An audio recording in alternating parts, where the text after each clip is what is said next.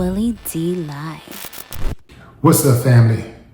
Nicki Minaj has been getting absolutely killed on social media.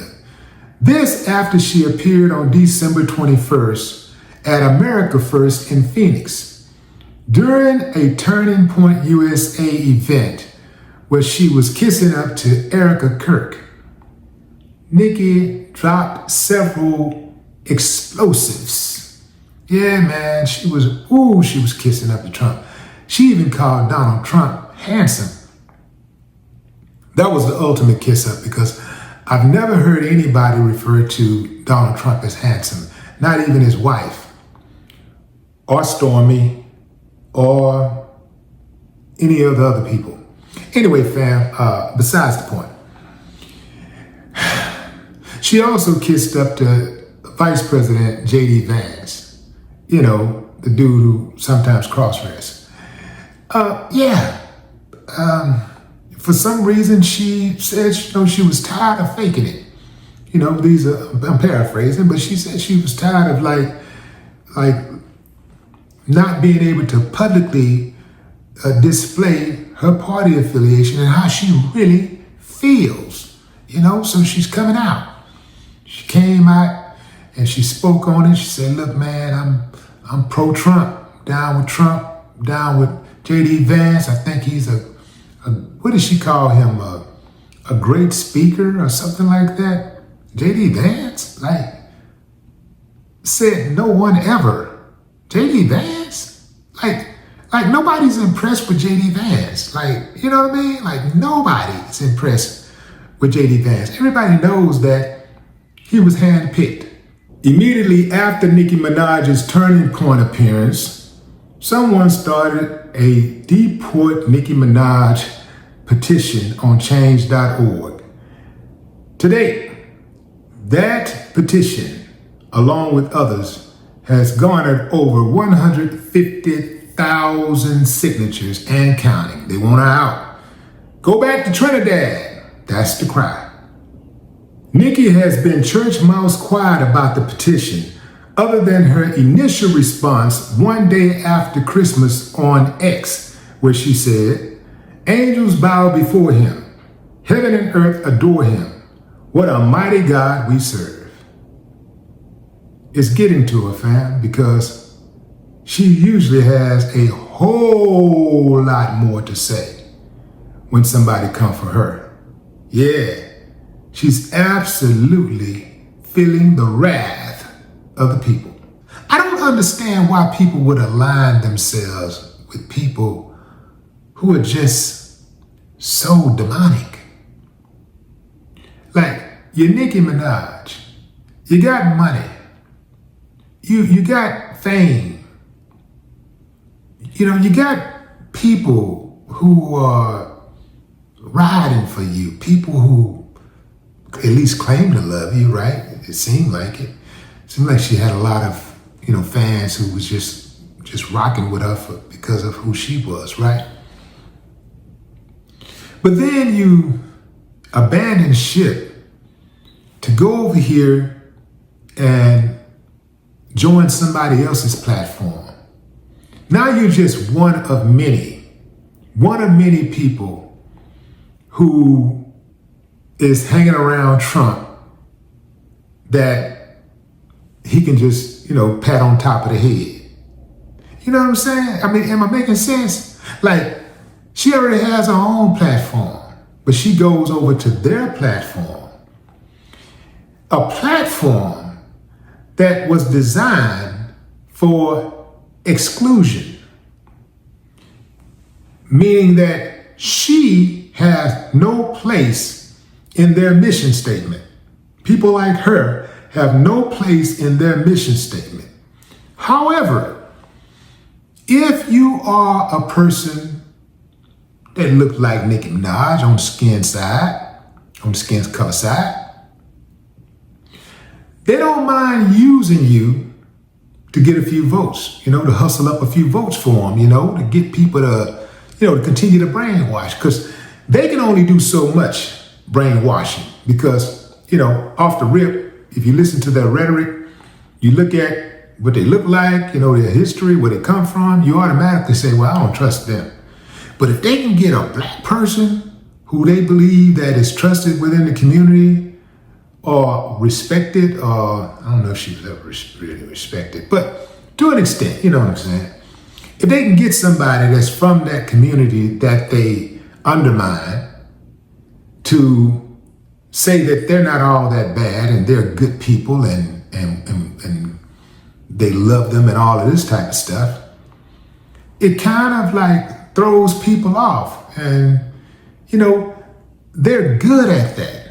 They're really good at recruiting people who will undermine their best interest, who will vote against their best interest, who will go against their best interest. And I can only surmise that the reason why a lot of black people do this is because we're living behind enemy lines. We live in a country where we're targeted by our own government for failure. And those who are part of the ruling class, right? These people, they are not going to let but a select few in who they can trust to continue the program. You got to be part of the program in order for them to let you in. You got to be part of the program. Like, we don't want you, but we'll use you if you can help us accomplish our goals. Insert Clarence Thomas. Perfect name, Tom, right? One of the biggest raccoons of all time. This one right here, boy, this is a career coon. This is one of the ones who, he will go down in history as one of the most, he probably, and I'm saying this because of his power, because there's other coons out there who are challenging him for the title. But because of his power, he may be the greatest coon of all time. Yeah, man. He might be the greatest one of all time. And this is because of his power. He sits on the Supreme Court.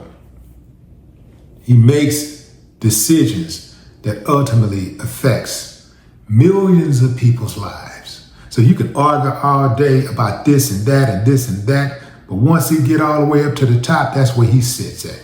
And he gets to. And he always, and I mean always, 100% of the time, vote against black people's interest.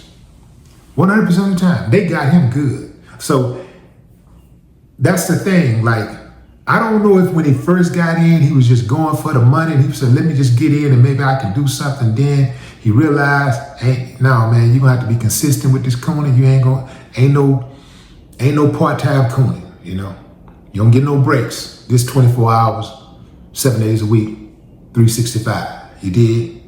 So he might just well be the grand Dundada coon of all time. Yeah. And then you got your others. It's so many of them. Y'all can name. Y'all can put them in the comments. Y'all know who they are. But I don't understand how. Let me put it like this. At what point do you get enough money? Because I know a lot of people be talking about how they sell out and, well, it's just a lot of money. And, a lot of people make excuses when you start talking about money. You can't blame that man. You get his money, man. Well, he's getting money. It's about money. Okay, now you got money. You got money. Nigga got money. Now what is it about?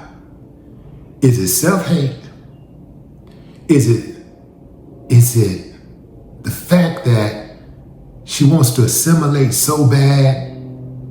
She wants to be included with their stuff and their program. Is she one of those who take it as a compliment when they say, you're not like the rest of them. You're not like the others. Does she take that as a compliment? Because that's what happens oftentimes. You'll have those black folks who hate themselves so much, they will allow other people, outsiders, to disparage them right to their face, and they'll laugh and giggle along. They'll go along to get along. I don't understand that, especially once you get to the paper. You got the paper now. How much money you need to be free? I'm talking about mentally free, because we can argue semantics all day about what freedom really looks like, but I'm talking about just mentally free. How much money you need, man? How much money you need? I know I can answer that question for me. You can't put a number on it, because I don't care how much money you put in front of me.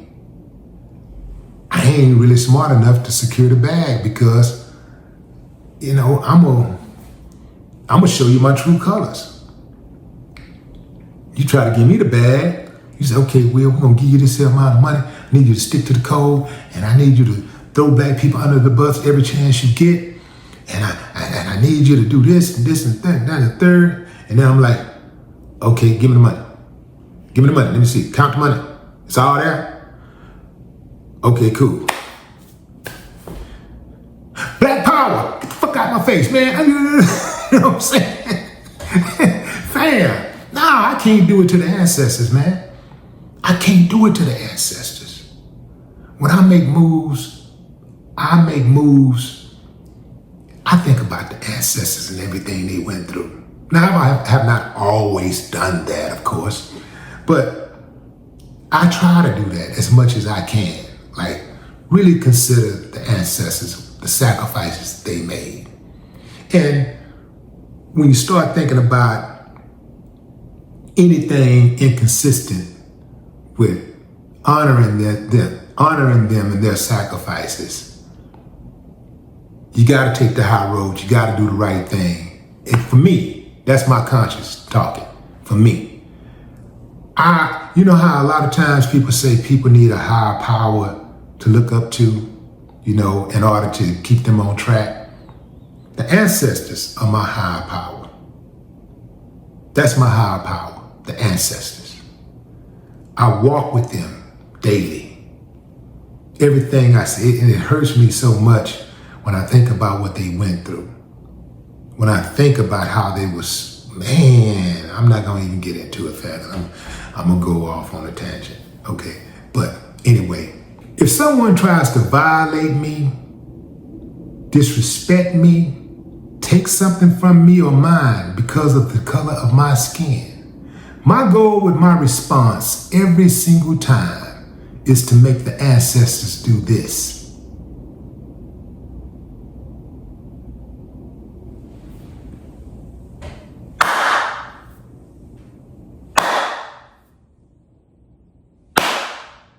I ain't got no problem with that. No more talk.